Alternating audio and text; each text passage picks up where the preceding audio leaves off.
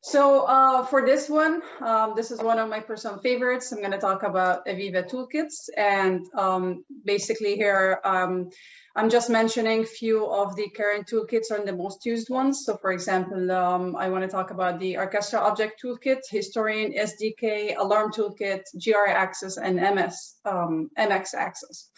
So AVEVA provides a number of toolkits allowing custom programming to extend or automate the functionality of the software. These toolkits are designed to empower developers to extend InTouch and System Platform to meet their special integration needs. Using these powerful tools helps users accomplish important functions, such as interfacing Wonderware AVEVA products with other software and hardware, customizing applications, protecting intellectual property, and the list goes on. I have few of these toolkits as mentioned here. So just to define all of them, and then I'm going to go into a little bit of details talking about ArchestrA Object Toolkit and the Historian SDK.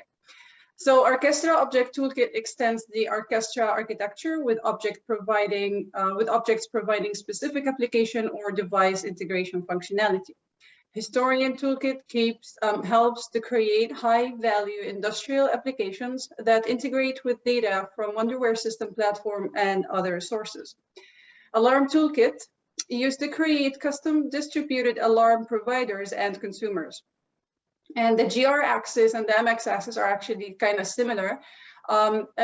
The GR Access enables the user to create programmatic access to configuration data in a Wonderware System Platform Galaxy, while the MX Access Toolkit used to create programmatic access to runtime data in a System Platform Galaxy.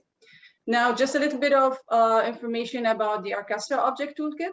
Basically, the Wonderware ArchestrA Object Toolkit 2014 or version 4, also referred to as AOT, allows you to extend ArchestrA's infrastructure with objects that provide specific application functionality.